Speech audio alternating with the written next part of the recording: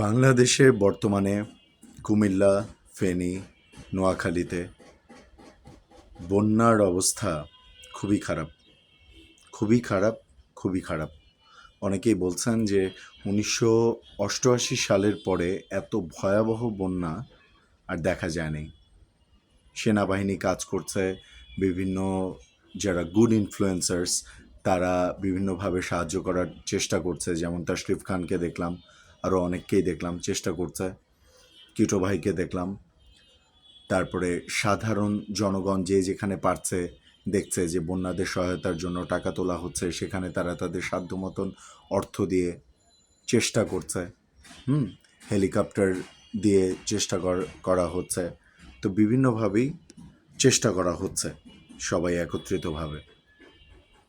আমার প্রশ্ন হচ্ছে দুইটা। এক নাম্বার হচ্ছে ভারত, ইন্ডিয়া। আমি মনে করি যে বিশ্বে যতগুলো দেশ আছে কোনো দেশের সাথেই আমার গোঁড়ামিমূলক কোনো শত্রুতা নাই, ঠিক আছে? কিন্তু সে যেই দেশই হোক না কেন, তারা যদি অন্যায় করে, তারা যদি দোষ করে, তারা যদি আমাদের উপর জুলুম করে, তাহলে সেটা নিয়ে আমি অবশ্যই কথা বলবো। সেটা অবশ্যই নিন্দনীয়, এবং সেটার প্রতিরোধ অবশ্যই গড়ে তোলা উচিত। ইন্ডিয়া যে কাজটা করছে, যেটা লেখালেখি হচ্ছে, এটা যদি সত্যি হয় তাহলে অবশ্যই এটা তাদের জবাবদিহি করতে হবে, এবং এর বিরুদ্ধে আমাদেরকেও প্রতিরোধমূলক ব্যবস্থা নিতে হবে। যে ইন্ডিয়া কেন কোনো প্রকার সতর্কতামূলক কিছু বলা ছাড়া এভাবে তাদের বাঁধ খুলে দিতে পারে, যে মানুষ কোনো প্রস্তুতি নেওয়ার কোনো ধরনের কোনো সুযোগ পায় না। এবং এরকম আগেও হয়েছে। এবং বাংলাদেশের এই পরিস্থিতিতে, যেখানে জুলাইয়ে এরকম রক্তক্ষয় গেল, অগাস্টে আজকে মানুষের অর্থনৈতিক দৈন্যতার মধ্যে তাদের এই অবস্থা। তো ইন্ডিয়ার অবশ্যই উচিত এটা প্রপার জবাবদিহি করা, এবং বাংলাদেশের মানুষের পাশে সর্বোচ্চ সহযোগিতা নিয়ে দাঁড়ানো, যদি লজ্জা থেকে থাকে, আর এই ধরনের কর্মকাণ্ড দ্বিতীয়বার আর রিপিট না করা।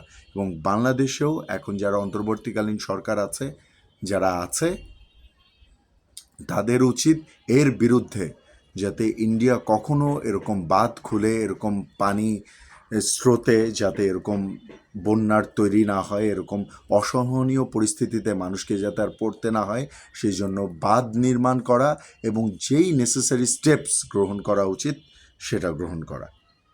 এটাই আমি বললাম।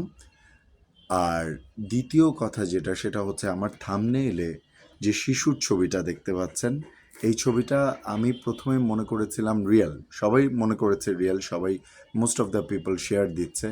বাট খুবই দুর্ভাগ্যজনক বিষয় হচ্ছে, বাস্তবে যে অবস্থা চলছে, এই অবস্থা এইটার চেয়ে অনেক বেশি খারাপ, ঠিক আছে?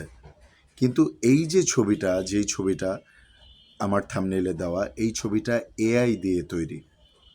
এই ছবিটা আর্টিফিশিয়াল ইন্টেলিজেন্স সফটওয়্যার দিয়ে তৈরি। তো এটা দেখে মানুষ অ্যাংরি রিয়্যাক্ট দিয়ে ভাষায় ফেলতেছে।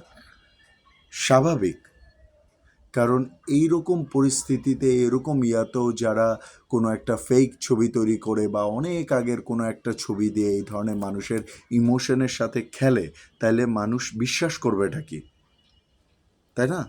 এখন আর্টিফিশিয়াল ইন্টেলিজেন্স দিয়ে একজনের কণ্ঠে আরেকজনের গান গাওয়ানো যায়।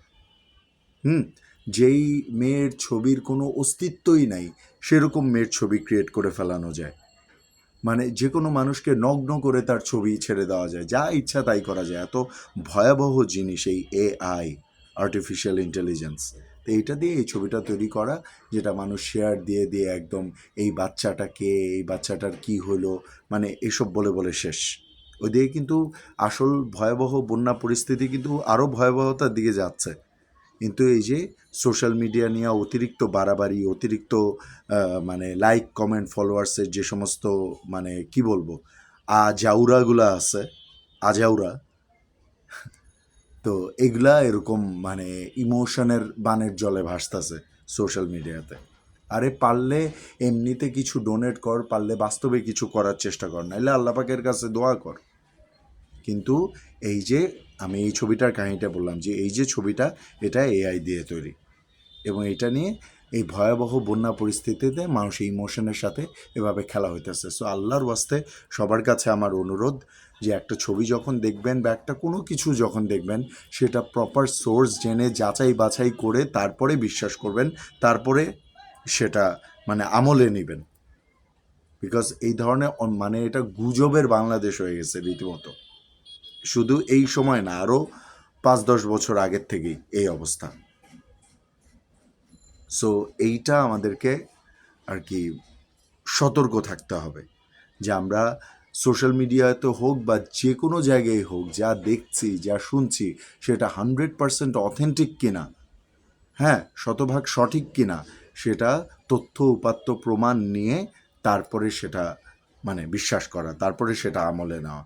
না হলে এই যে এই ধরনের ধোঁকা খেতে হবে।